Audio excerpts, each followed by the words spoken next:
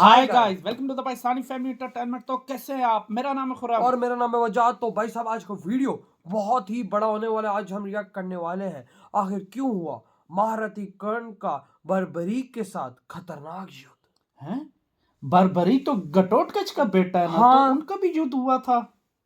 अब यार ये तो वॉच करेंगे क्योंकि हाँ। घटोत्कच को तो भाई कर्ण ने ही मारा था। हाँ, और करण महारथी और बर्बरी के बारे में सुना हुआ था कि वो भी शक्तिशाली, लेकिन हाँ, देखेंगे लेकिन कि ये भाई दोनों का क्यों आपस में हाँ। युद्ध हुआ ना। हाँ वही ना। तो वॉच करते कौन करते स्टार्ट। महाभारत काल में कुछ ऐसी घटनाएं घटी जिन्हें बहुत कम लोग जानते हैं। ऐसे भयानक अदृश्य युद्ध जो महाभारत काल में हुए थे, जिनमें से एक थे महारथी कर्ण और वीर बार्बरी का युद्ध, जिनकी शक्तियों के समक्ष तीनों लोकों के योद्धा भी टिक नहीं सकते थे।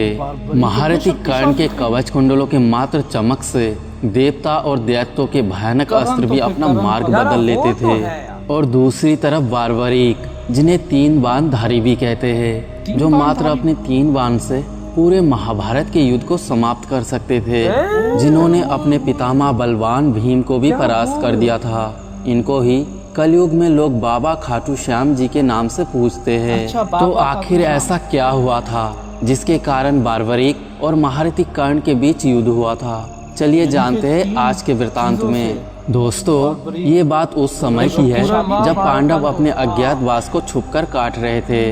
तब भगवान श्री कृष्ण जी के साथ अर्जुन घटोत्कच के पास उनके वहाँ होने वाले महाभारत युद्ध का प्रस्ताव लेकर जा रहे थे।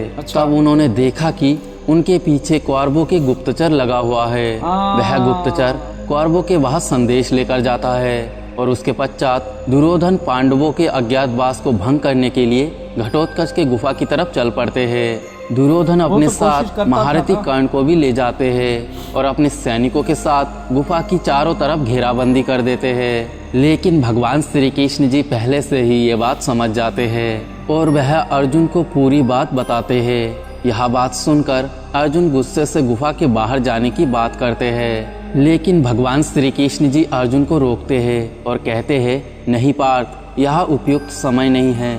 तुम अज्ञातवास भोग कर रहे हो और वो सब लोग तुम्हारे लिए ही आए हैं। यह सब देखकर पास में खड़े बार्बरीक कहते हैं, हे प्रभु, मैं महारथी कर्ण को रोकूंगा, या तो शांति से या तो द्वंद से।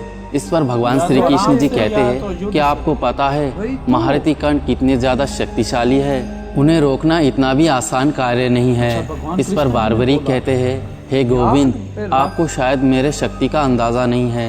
यह कहकर बार्बरीक प्रणाम करके गुफा के बाहर आ जाते हैं और दुर्योधन और कर्ण को प्रणाम करके बोलते हैं, बताइए कैसे आना हुआ ताक्षरी। यह सुनकर दुर्योधन कहते हैं, बालक, हमें तुम्हारे गुफा के अंदर जाना है और हमें किसी की तलाश है। इस पर बार्बरीक कहते हैं, मुझे क्षमा कीजिए, इस समय आप भीतर नहीं जा सकते। तभी दुर्योधन क्रोध में कहते हैं, अपने मृत्यु को गले मत लगाओ बालक। फिर बार्बरीक मुस्कुराते हुए कहते हैं, आप दोनों महाशक्तिशाली योद्धा हो, आप प्रयास करके देख सकते हो। इतने में ही दुर्योधन सैनिकों से कहते हैं, इसे यहाँ से हटाओ। तभी सैनिक आगे बढ़ते हैं, लेकिन बार्बरीक में इतनी शक्ति होती है, वो सिर्फ धरती पर जोर से पैर मारकर ही साधारण सैनिकों को गिरा देते हैं। यह देखकर दुर्योधन भयभीत होकर कर्ण से कहते हैं, मित्र, यह साधारण बालक नहीं है, इसे तुम्हारे जैसे योद्धा ही परास्त कर सकते हैं। फिर महारथी कर्ण कहते हैं, बालक, हमारे मार्ग से हट जाओ, अन्यथा तुम्हें मेरा सामना करना होगा। तभी बार्बरीक कहते हैं, आप भी प्रयास कर लीजिए। महारथी कर्ण फिर अपने रथ से नीचे उतरते हैं और बार्बरीक की ओर धनुष की प्रत्यंचा को खींचते हैं और वायव्य अस्त्र छोड़ देते हैं। तभी इतनी जोर से हवा चलती है कि वहां खड़े सारे सैनिकों में हाहाकार मच जाता है। लेकिन कर्ण के उस अस्त्र का प्रभाव बार्बरीक पर नहीं होता, वह टस से मस नहीं होता। तभी बार्बरीक भी अपने धनुष की प्रत्यंचा खींचते हैं और अस्त्र छोड़ते हैं। तभी उस अस्त्र से दुर्योधन घायल होकर रथ से नीचे गिर जाते हैं। यह देखकर बार्बरीक हंसने लगते हैं और कहते हैं, आप ठीक तो है ताक्षरी। तब दुर्योधन कहते हैं, तुम्हारी ये मजाल कुटिल बालक। और कर्ण से कहते हैं, इस बालक को यम के द्वार पहुंचा दो मित्र। तभी महारथी कर्ण अपने अस्त्रों को बार्बरीक पर छोड़ते हैं, लेकिन बार्बरीक इससे बच जाते हैं। उसके बाद बार्बरीक कर्ण पर अपना आग्नेयास्त्र चला देते हैं, लेकिन कर्ण भी बारुणास्त्र से उस अस्त्र को नष्ट कर देते हैं। ऐसे ही दोनों में घमासान युद्ध चलता रहता है। दोनों ही वीर एक दूसरे पर भयानक दिव्यास्त्रों का प्रयोग करते हैं। उसी बीच बार्बरीक दुर्योधन पर अपना घातक अस्त्र चला देते हैं, लेकिन कर्ण अपने दिव्यास्त्रों से उस अस्त्र को नष्ट कर देते हैं। तभी बार्बरीक कहते हैं, हे अंगराज, अब ये बाण संभालो। इस बाण को कोई भी योद्धा अपने अस्त्रों से नहीं रोक सकता। तभी बार्बरीक दुर्योधन की तरफ अपना दिव्य आमोग बाण छोड़ देते हैं, लेकिन महारथी कर्ण उस अस्त्र को अपने अस्त्रों द्वारा रोकने का प्रयास करते हैं, लेकिन उसे रोक नहीं पाते और वह अस्त्र दुर्योधन की ओर बढ़ने लगता है। यह देखकर महारथी कर्ण स्वयं दुर्योधन के सामने आकर खड़े हो जाते हैं। फिर जब वह दिव्य आमोग अस्त्र कर्ण से टकराने वाला होता है, तभी उनका दिव्य कवच प्रकट हो जाता है और उस कवच से टकराकर वह बाण नष्ट हो जाता है। यह देखकर बार्बरीक को आश्चर्य होता है और मन ही मन सोचते हैं, यह कैसे संभव हो सकता है। इस दिव्यास्त्र को तो केवल इंद्र का वज्र ही रोक सकता था।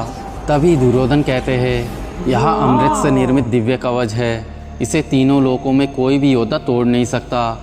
तुम्हारा हर प्रयास विफल हो जाएगा बालक। इतने में ही वहाँ पर भगवान श्री कृष्ण जी आ जाते हैं और वो कहते हैं, पुत्र तुम इनके मार्ग से हट जाओ, इन्हें देखने दो जो भी भ्राता दुर्योधन देखना चाहते हैं। तभी दुर्योधन और कर्ण अंदर जाते हैं, लेकिन वहाँ पर उन्हें कोई भी नहीं मिलता, क्योंकि भगवान श्री कृष्ण जी ने अर्जुन को अपने माया से अदृश्य कर दिया था। अब आप लोग बताओ, यदि बार्बरीक कर्ण पर अपने तीनों आमोग बाण चला देते तो क्या होता। और दोस्तों, अगर यह वृत्तांत आपको अच्छा लगे तो वीडियो को लाइक और चैनल को सब्सक्राइब करें। इधर हुई है भाई वीडियो साहब। खत्म भाई, अंदाजा लगाओ ना। देखना बार्बरीक जी कितने शक्तिशाली थे। बहुत शक्तिशाली है। मैं यानी खुद कि क्या उनका मतलब वो उनको जो 3 बाण ऐसे हैं जो वो चलाते तो पूरा महाभारत का युद्ध ही खत्म हो जाता। तो फिर यार हमने सुना हुआ है कि भगवान कृष्णा जी ने उनसे सर मांग लिया था, तो अगर 3 अस्त्रों से खत्म होता तो बार्बरीक जी से भी करवा सकते थे, क्योंकि बार्बरीक जी शक्तिशाली। या हो सकता है वो राक्षस होता यार वो सबके युद्ध हो सकता था, फिर सारे हाँ, मारे जाते क्योंकि बीच में। वो शायद कोई बचता नहीं, हाँ, मतलब सारा महाभारत का। हाँ, या दूसरी वजह ये कि वो राक्षस भी थे ना, हाँ क्योंकि तब भी हो सकता है, क्योंकि राक्षसों का युद्ध नहीं था। तो सबसे बड़ी बात कि बार्बरीक जी ने कर्ण के साथ मुकाबला किया। कर्ण के साथ सिर्फ अर्जुन लड़ सकता भाई था साहब, और देख, बार्बरीक जी भी लड़े। अबे वो बार्बरीक जी का जो वो भाई साहब जो तीर था, वो भाई वो भी कर्ण के भी हथियार उसको नहीं अस्त्र रोक लेकिन सके। भाई उनका कवच ने रोका। यार कवच को तो शुरू से वरदान है ना, उसको तो कोई देवता भी नहीं तोड़ सकता, वही ना ना छू भाई। सकता है कोई और अस्त्र। अगर वो सामने ना आते तो भाई साहब ये भाई साहब दुर्योधन को लग ही जाना था तीर। भाई साहब जब वो बाहर निकला ना, उसने अपना सिर्फ एक पांव जमीन से मारा तो दुर्योधन के सारे जो वो सेना मैना थे वो सब जमीन पे धड़म से गिर गए। उसके बाद जब दुर्योधन से कंट्रोल नहीं हो तो कर्ण को कहता है कि इसको मार, इसको मार। संभाल भाई साहब, मेरे अंडर की बात नहीं है। लेकिन बार्बरीक को भी इतनी आसानी से थोड़ी कोई मार सकता है भाई, बहुत वही तो शक्तिशाली मैं है खुद यार। देख गया कि भाई साहब कर्ण जैसा महारथी हाँ। महायोद्धा उसने भाई साहब युद्ध किया था बार्बरी, और मतलब एक तरह से हरा नहीं सके। हाँ। और फिर भगवान कृष्णा जी ने आके उनको रोका तो कहता पुत्र इनको जाने दो अंदर। वो उन्होंने भगवान कृष्णा जी ने अपनी माया से उनको कर दिया था अर्जुन को। तो भाई जहाँ भगवान कृष्णा जी होंगे जीत भी उन्हीं की होती क्योंकि है। जाहिर बात है, और भगवान कृष्ण जी हमेशा अच्छाई की साइड। वाकई भाई साहब, वाकई। तो भाई आपकी क्या थॉट, जो इतना बड़ा युद्ध हुआ था भाई साहब कर्ण और बार्बरीक जी के दरमियान। तो यार इधर वीडियो खत्म करते तो बाय।